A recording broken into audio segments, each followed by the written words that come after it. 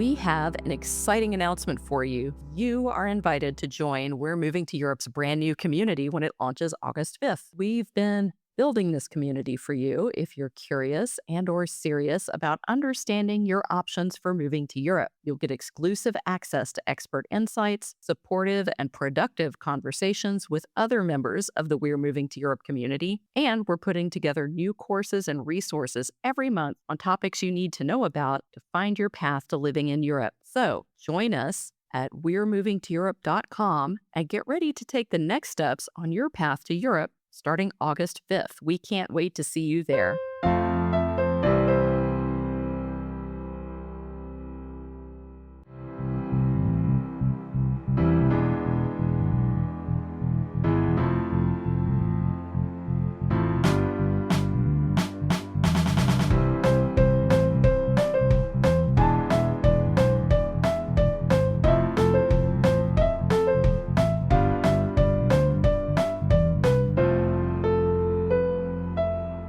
Hello, hola, y bienvenidos. Welcome to this episode of We're Moving to Europe, a podcast for Americans who are curious and or serious about relocating to a European country. I'm your host, Casey Kelly.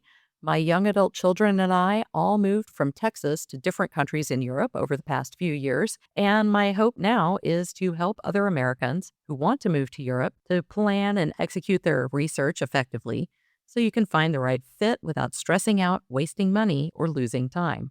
So today we're talking with Dr. Jennifer Weber. She earned her PhD in applied behavior analysis from Columbia University. She is a board-certified behavior analyst and director of systems for learning and development at KIT Education Consulting in New York City. Dr. Weber is also a prolific Substack essayist on the impact of social media, educational trends, and workplace culture on our ability to think critically about the avalanche of information that we all consume every day. So, Dr. Weber, thank you so much for joining us. Thank you so much for having me. So, can you tell us a little bit about your background, how you got into behavioral analysis and what you do as a consultant and why you started your Substack? Absolutely. So, my initial background was in education. And back when I was in college pursuing education, I just thought there was something kind of missing within the schools. And so it kind of got me into behavior analysis, really looking at the science of human behavior. And I really was applying that to how children learn. And after my PhD, I spent years really working in schools. And now through our company, Kid Consulting, I have the opportunity to spend and support different educators, school leaders, and families within the school systems. But the more I was really in the schools, the more I started to realize that we can't really fully fix the schools without looking at the systems really shaping the world around them. So I think a lot of what we see in education is really coming from a lack of just critical thinking. And that doesn't really happen in isolation.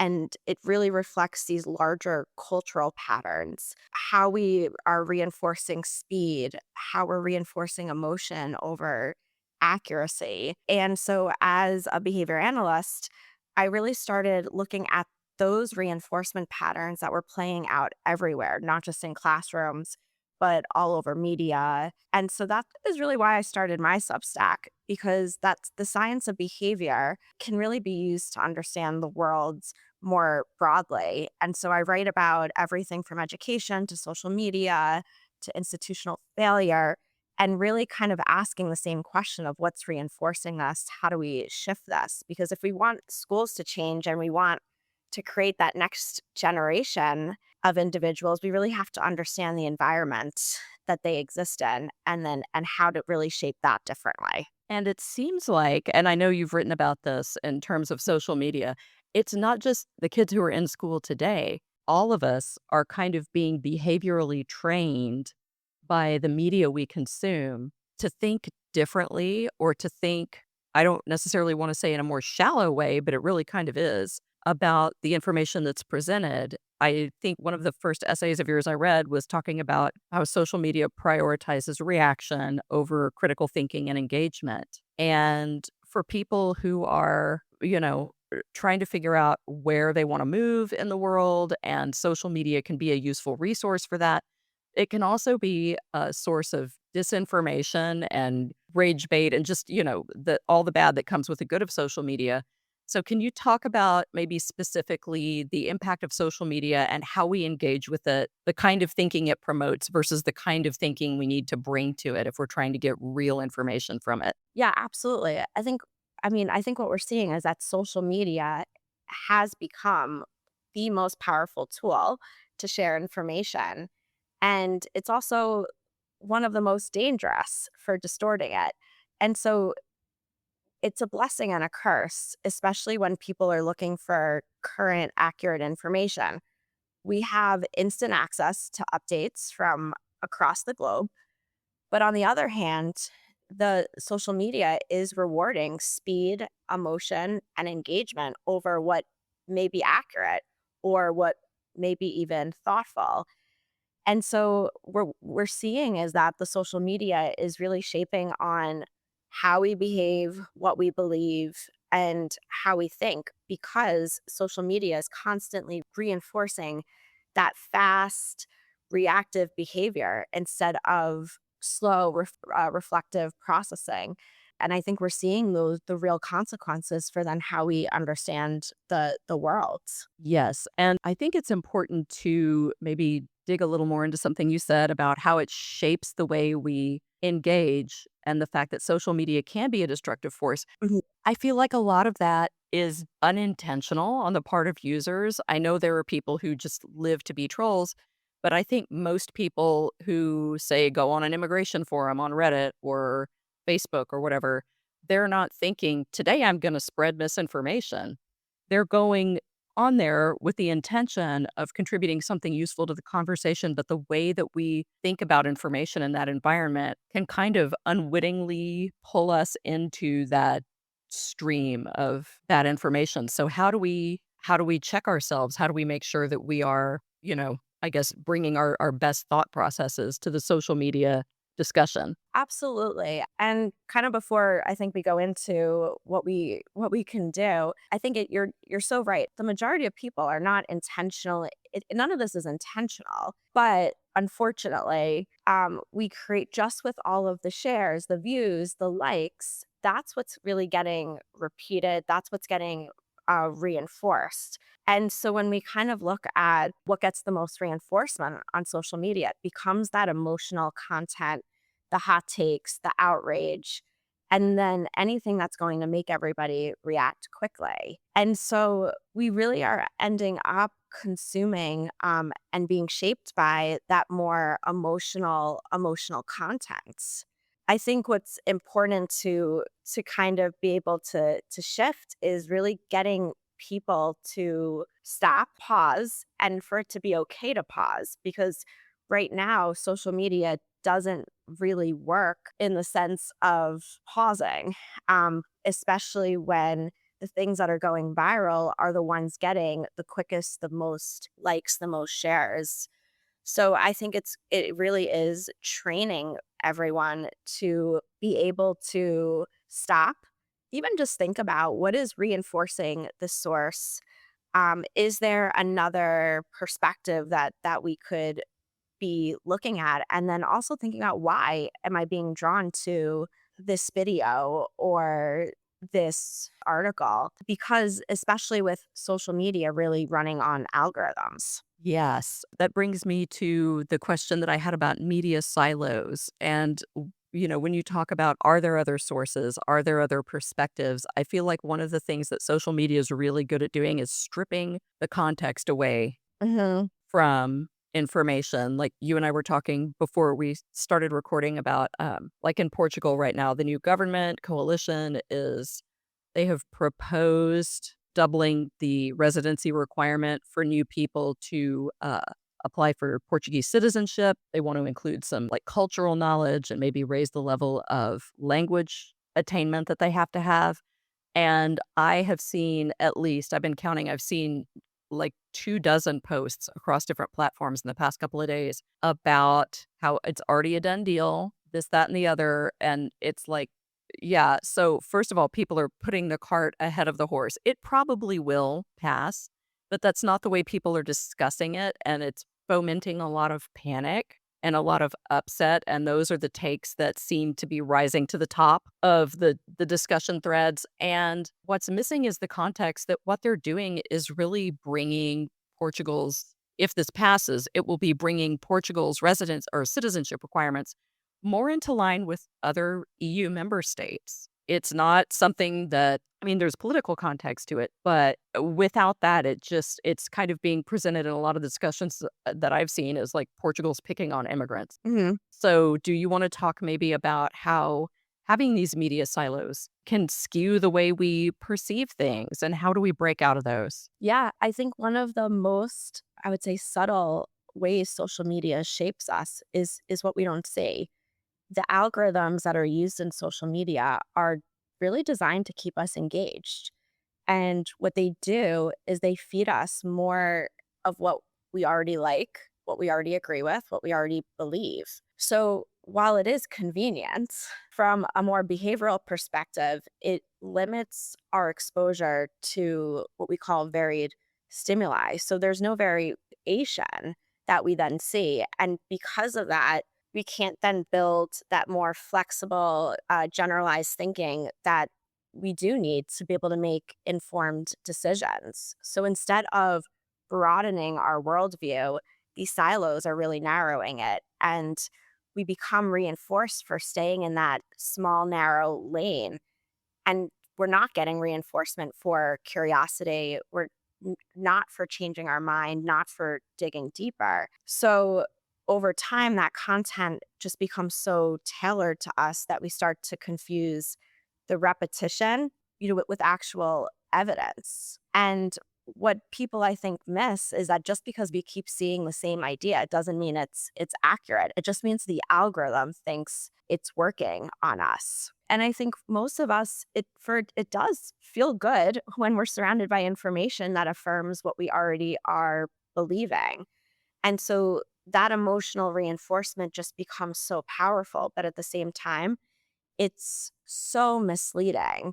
And in order to really be able to get to an informed decision, it needs to come with some level of discomfort, something that's going to challenge our current frame. But the media kind of protects us from that discomfort by giving us the information we're already liking, we're already seeing. So those algorithms are not intentionally really broadening our viewpoints. And so it means that over time, we're just rewarding ourselves for that kind of narrow viewpoints that we're seeing. And it really is because the algorithm is really shaping us. And so I think when we get to or we think about what do we do, how do we start to evaluate that information, it's really first getting people to take that step to realize that not all of the information that we're seeing is created equal and neither are responses to it. We need to kind of stop society from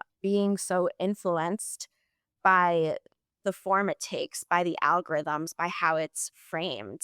And so for me as a behavior analyst, I think the three questions that I like to ask and I like to kind of challenge is that what is reinforcing the source? So what is reinforcing the video that we're seeing? Is it really for the accuracy of the information or is it for the engagement of it? What would disprove this claim? And am I being drawn to this because it's true or just because it feels good and it's what I've already seen? And we need to start shaping people to ask a few questions to themselves before really making a decision in terms of a thought or an opinion. Right. I mean, that's the foundation of basic critical thinking skills, right? Evaluating the source of the information, understanding why it's being presented to you, looking for counter arguments or other perspectives, and then really asking yourself, and this is a hard one because we're all so used to this now, we're all in our little bubble. Is this just super comfy or is it actually correct? Because I see that a lot. They want things to be a certain way. Like, let's say they're planning to move to a particular country in Europe and they have this idea in their head of how it's going to be. And no one who even people who've lived there for a long time saying, actually, it's like this instead, you'll see that there are some people who just they won't take that information on board. And I worry about those people because I worry that they're setting themselves up for like a failed immigration because they're rejecting information that makes them uncomfortable. So, for those of us who are really, used to being in that bubble or being in the habit of rejecting information that we just don't want to hear it, how do we break out of that specific behavioral loop? Are there any kind of things you can do to interrupt that? What do you recommend? I really recommend pausing in a sense. Really ask, kind of training yourself to ask these questions of what is reinforcing this? Is there another source of information? What is even the strongest counter argument to this idea, and is there evidence that could change my mind? I think even stopping, even if you pick one or two questions to ask before fully believing, before responding, I think that that will go a very long way. I think right now we've really trained people to just, as soon as they see something, click, react, agree, whether it be moving, whatever it may be. They see something, they agree with it, they already had that bit of a mindset towards it. But I think even just challenging yourself to ask one question before agreeing with something, I think could really break that behavioral trap and at least start to get people to pause a little bit.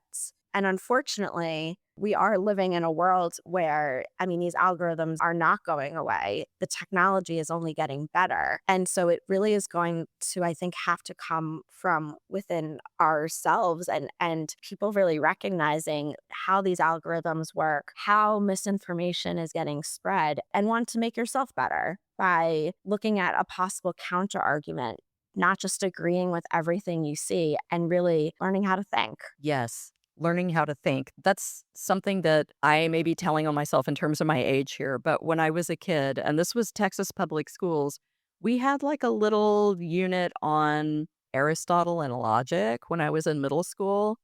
And I get the sense that that kind of thing may not be presented as part of the curriculum anymore, you know? Unfortunately. Right. One of the things when you were talking about, taking that moment to pause and considering sources, well, two things that came up. One is I kind of feel like social media in particular and, a lot of other media sources in general have created this mindset where people are very emotionally wedded to their version of the truth and their version of reality.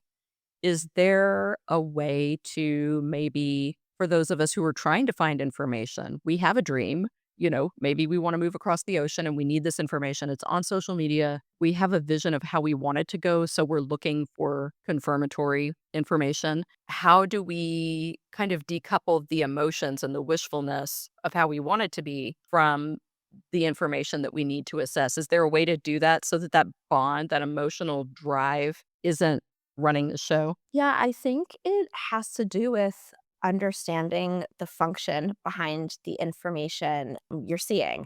So, kind of looking at the why. Why is someone saying something? What is that person in social media trying to gain, and what are they being reinforced for? I think when you can kind of look at the function behind the information, you're going to be less likely to be manipulated uh, by the noise. And I think it's when you're looking at, I mean, and that is more important than ever when you're looking at moving somewhere else, moving to another country. If you are just seeing, a beautiful Instagram reel without looking and understanding the function behind the information that you're seeing, you're potentially making a decision based on the why somebody else posted that, not the why you actually are looking to move there. That's a really great point about understanding the motivation for why people are presenting specific information and presenting it to you at this time in a specific way. Can we talk a little bit about beyond understanding the why, evaluating the quality of sources? Because I see, and this is an easy trap to fall into. You may have data about something. What source does it come from? Like data about, immigration costs, immigration rules, timelines, things like that. And then you will have anecdotes from people who have lived it. Hmm. Can you talk about how to like assess those? What's the role of each if you're fact finding and doing research? And how do you know you're looking at good information? Yeah, I think that oftentimes we kind of look at data and anecdotes against each other, but I think that they both really do have a role to understand what each one can do and what they can't do. So I think it starts with that understanding. I think we see that anecdotes are so powerful because they're emotionally salient. They tell a story. The story sticks with us. From a more behavioral perspective, those anecdotes are likely to contact reinforcement. They grab our attention. They evoke some type of emotion. And they're easy to retell. But those anecdotes are limited. They're just really a single data point that's shaped by the context of it. Data, on the other hand, gives us the pattern. But data is not emotionally reinforcing and it doesn't always feel compelling. But data shows us the larger picture. And so anecdotes are kind of what prompts us to ask questions, and data should be what helps really answer them. So I think that the role of the anecdote and data is that the anecdote is going to signal where we need to look closer. And the anecdote might really reveal a problem, something that's worth understanding. But if we just look at the anecdotes, we really run the risk of being shaped by the salience, not the science, not the data. I really look at the data kind of being that compass. So we might use the anecdote to start our discussion, start our inquiry, but we have to rely on the patterns of data to draw conclusions. So to kind of answer the question, I think it's always important, or I always try to look for two sources when I see something. I think, unfortunately, now with technology, it is incredibly easy to get that misinformation. But I think just starting with when you see something that is more of an anecdote, that's a little bit more emotional, try to find just two sources at first. And those sources will either support or kind of argue against it. But if we don't really take it upon ourselves to find at least two other data points, we run the risk of really falling into just the anecdote, just the story. Okay, I like that. Like you're creating a little triangle of information. You've got your anecdote and then two sources that either corroborate, disprove, kind of half and half to give you some more context. Yes, and I think it's always, when I look at the behavioral world that I live in, we can't go from 0 to 100 in one step. So I think it's giving people something that's manageable. So finding two sources to go along with that anecdote, to me that's something that's manageable. And then eventually, once you get into that pattern of doing that, then you can then start to, I think we can then get people to then look at, okay, what are those sources, and then build from there. But I think, unfortunately, we have to start small and then build up from there. Well, and I think that's eminently doable for somebody who may be like on their lunch break or after the kids are asleep. They're trying to research, okay, how do I move to this country? They may not have time to do a full deep dive and come up with like a laundry list of, 10 sources for every question they have. But two, based on information that they're seeing, that's doable. You did talk about like looking at the sources, and that was going to be my next question is because it's easy to cherry pick sources. And the other thing that I'm noticing is, as someone who worked as a fact checker and publishing, and then also as a reporter eons ago, it seems like not everyone is clear on sourcing online. I see so many discussions where people are like, well, here's the information. And someone will say, what's your source? Which is a good question to ask, right? And they will say Google. Yes. So can we talk a little bit about like how to use Google and my other favorite, people who are planning their international immigration based on answers from ChatGPT, which are very opaque in terms of sourcing unless you engineer your prompt correctly. Can we talk a little bit about evaluating sources? Yeah, I think we definitely have to dig more than just Google and ChatGPT, meaning that I think we have to look at, where's the source coming from? And just saying you got it from Google or you got it from ChatGPT is not enough. I think when you just mentioned about ChatGPT and, AI, if you put the prompt in, you're going to of course get a response. And we are a world that we are going more towards the artificial intelligence. So I think that's another area of we have to get people to ask better questions and then be able to follow up with what was the source that led you to that. I even occasionally, when I do use ChatGPT, will always kind of follow up with, can you provide me with the source that gave this answer? Because then you can kind of look at the source and be like, oh, well, that doesn't really make sense. Or, okay, I need to investigate this further. Unfortunately, in today's world, everybody is just thinking that if you put it into Google or you put it into ChatGPT, it's accurate. I teach some grad classes, and you would be surprised, maybe not surprised, on the reference list. And I've gotten just Google or ChatGPT. And so it's a huge problem. I think we have to get people to not just put it into Google, like actually just look at where it came from. And I think some of that can be we can shape that by even just in our own conversations asking, and where did Google get that from? Or where did ChatGPT come up with that? That's a really good point. Yeah, it's kind of like if you were listing the library or the bookstore as a source. It's not really, that's too general. Exactly. And so we've kind of lost in school, in elementary school, we kind of learn the WH questions, who, what, where, when, why. It's like kind of bringing everybody back to that, but while they're using technology. Yeah, and I work in technology marketing, and I've worked in marketing for a long time, and one of the misconceptions I see is that people think that the I can't really speak to AI on this, but the results at the top of Google searches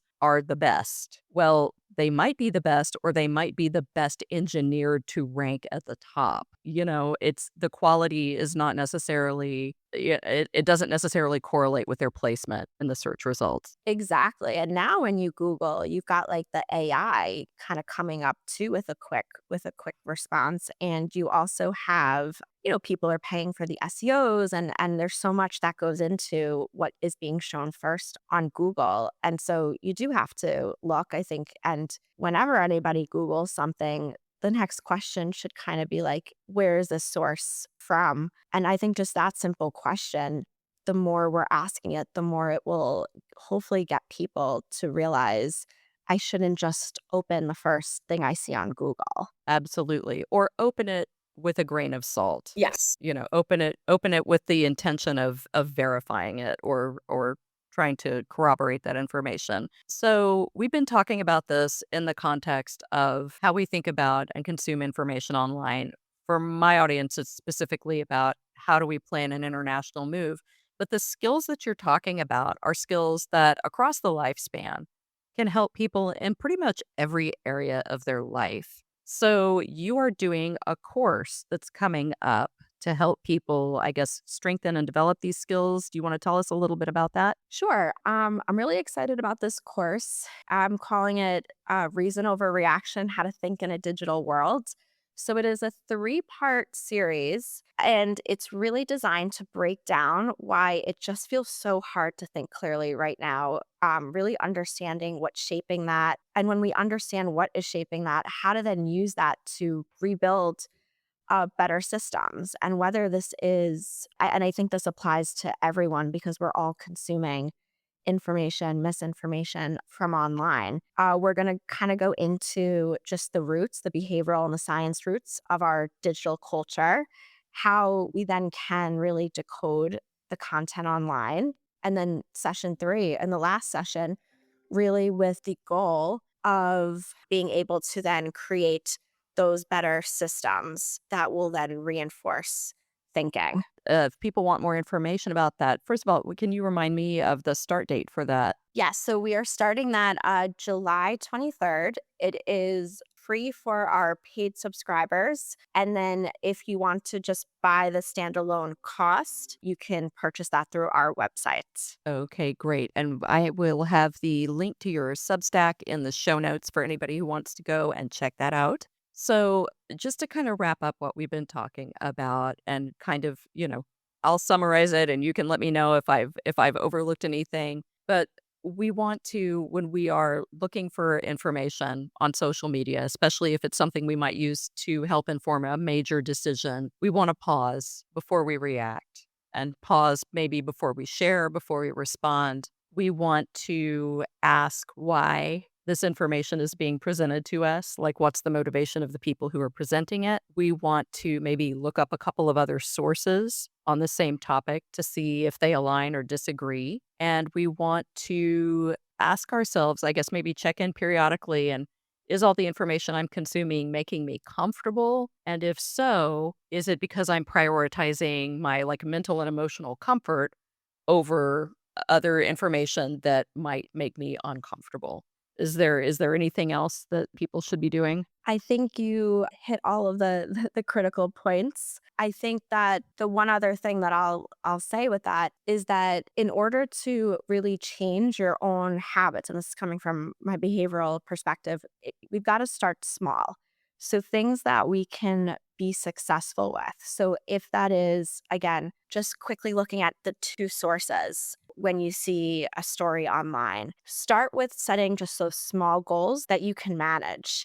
If you try to do too much at one time and you're unsuccessful, I mean, this is partially common sense, but then also the science tells us you're not going to be able to change those patterns. So start with something. If you set yourself with one really small goal that you can really be successful with, and then over time build up. And I think what people will find is that hopefully that when they actually start to check a source or look to verify something and they start to catch errors and they start to catch mistakes, that will become a little bit more reinforcing to then the next time you see something to really check that source and check on that and pause the next time. Yes, that's such a good point because it is, I know the word empowering gets overused, but it is kind of empowering when you're looking at something and you check it and you realize, oh, hey, maybe this one aspect of it wasn't quite correct. Or, you look something up that you were going to make a decision based on and you find out, oh, that's actually not current anymore. And when you can use the information that you find online to empower yourself to dig just a little deeper and make better decisions on that, as you said, that becomes its own kind of emotional reinforcement, right? Because then you feel like instead of just being a leaf on the stream of all this information that you're actually navigating in a way that works for you. Exactly. Well, Dr. Jennifer Weber, thank you so much for taking time to talk with us today. This has been a fantastic conversation and hopefully something that our listeners can use as they kind of, wade through the ocean of information that's out there about how to relocate and how to plan all of that. And again, if you want more information about Dr. Weber's upcoming course, the link to her Substack will be in the show notes. And again, thank you so much for making time to talk with us today. Thank you so much for having me. That's all for now. Thank you for listening to We're Moving to Europe, a podcast for Americans who are curious and or serious about relocating to a European country. I'm your host, Casey Kelly. Our producer and editor is Magdalena Lass, and our music was composed by Sage Barton. For more resources and to join the conversation, connect with us on Substack at We're Moving to Europe.